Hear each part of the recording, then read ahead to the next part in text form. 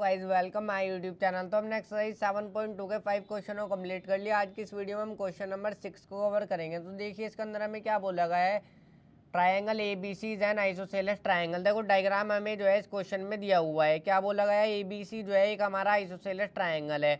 Isosceles triangle हमारा वो होता है जिसकी जो है दो साइड इक्वल होती है, और जोन सी दो साइड इक्वल होती है उनके अपोजिट वाले एंगल भी इक्वल होते हैं। इन विच ए बी सी एक आइसोसेलेस ट्राइंगल है, इन विच जिसमें A B is equal to A C, A B और ए सी साइड जो है इक्वल है।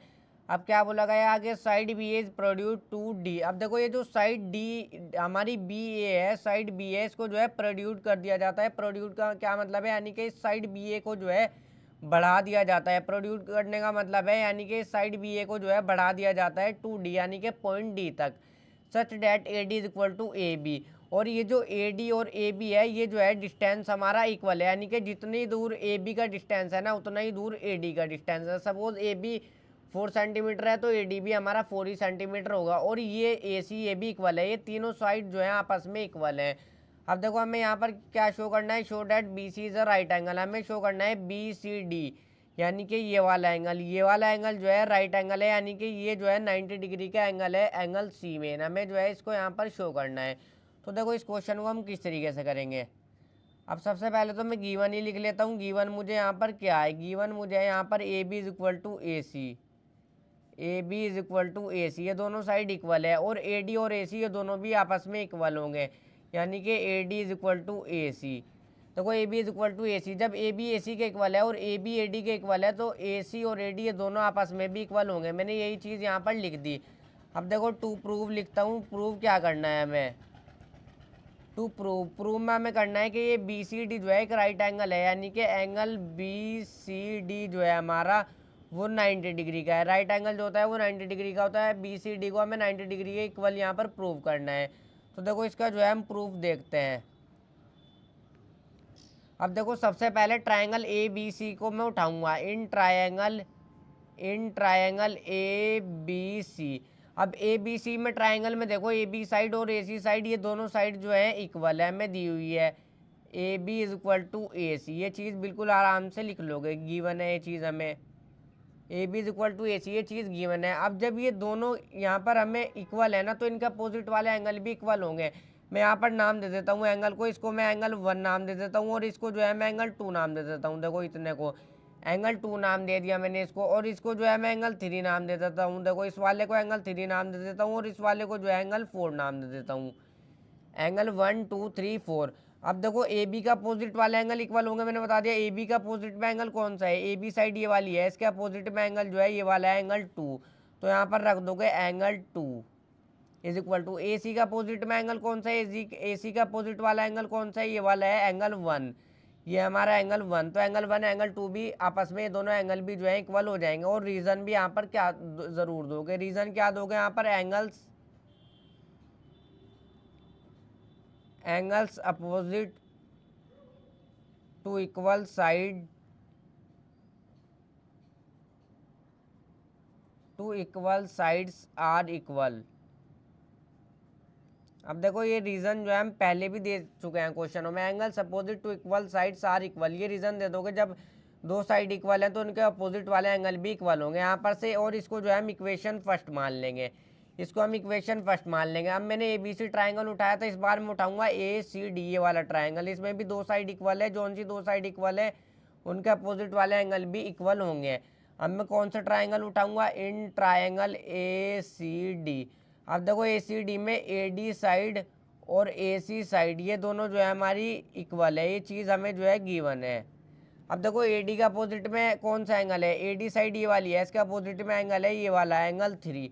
इस तरीके से देखो ये ट्राइंगल बना हुआ है। एक बार इस तरीके से अलग से बना देता हूँ, ए डी यहाँ पर है और यहाँ पर सी है, तो ए डी का अपोजिट में एंगल जो होगा ये वाला होगा, ये वाला, जिसका मैंने नाम रखा है एंगल 3। तो यहाँ पर ए डी का अपोजिट में कौन सा एंगल है, एंगल 3। और ए सी साइड ये वाली है, ए सी के अपोजिट में कौन सा एंगल कहलाया जाएगा, ये वाला एंगल 4। तो यहाँ पर रख दोगे एंगल 4। ये चीज़ बिल्कुल आसान है। देखो यहाँ पर भी सेम यही रीज़न आ जाएगा, angles opposite to equal sides are equal. क्या रीज़न में दे दोगे, यहाँ पर भी यही angles opposite to equal sides are equal. और इसको जो है मैं इक्वेशन सेकंड मान लूँगा। मैंने ए सी डी ट्राइंगल उठाया और एंगल 3 और एंगल 4 को यहाँ पर से इक्वल कर दिया, ए सी डी ट्राइंगल। अब मैं क्या करूँगा, इक्वेशन फर्स्ट और इक्वेशन सेकंड को जो है ऐड करूँगा। यहाँ पर क्या लिखोगे, add equation first and second. इन दोनों इक्वेशन को मैं जो हूँ ऐड कर लूँगा, जगह का मैं नेक्स्ट पेज ले लेता हूँ। अब देखो सबसे पहले मैं क्या रखूँगा, एंगल 2। इक्वेशन फर्स्ट क्या है मेरी, angle 2 is equal to angle 1। ये थी मेरी इक्वेशन फर्स्ट जिसको मैंने मानी थी। इसमें जो हूँ ऐड करूँगा इक्वेशन सेकंड को, इसमें एंगल 3 और एंगल 4। एंगल 3 और इज इक्वल टू एंगल 4। दूसरी इक्वेशन को भी मैंने यहाँ पर रख दिया। इनको जो है मैं यहाँ पर प्लस का निशान लगा लेता हूँ, ऐड करूँगा इस तरीके से। अब एंगल 2 में जो है एंगल 3 ऐड होगा, एंगल 2 प्लस में एंगल 3, और इज इक्वल टू एंगल 4 में जो है एंगल ये वाला ऐड होगा, एंगल 1 में एंगल 4 ऐड होगा, एंगल 1 प्लस में एंगल 4। यहाँ तक कोई भी परेशानी नहीं होगी। अब देखो एंगल 2 और एंगल 3 को मिला करके कौन सा एंगल बनता है, एंगल 2 और एंगल 3 को मिला करके ये पूरा एंगल बनता है। जब मैं इन दोनों को ऐड करूँगा तो ये पूरा एंगल बन जाएगा जिसका नाम है BCD, जिसको हमें एक राइट एंगल यहाँ पर शो करना है।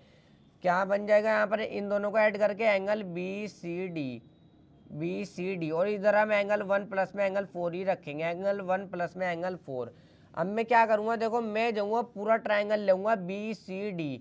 मैं क्या करूँगा, मैं पूरा ट्राइंगल लूँगा इन ट्राइंगल BCD। पूरा ट्राइंगल ले लिया मैंने।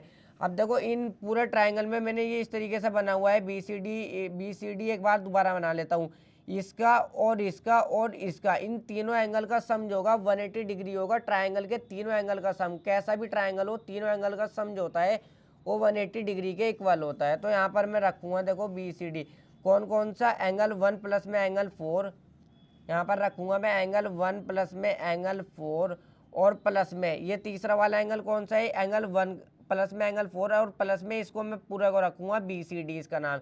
इन तीनों एंगल का सम जो होगा 180 डिग्री के इक्वल होगा।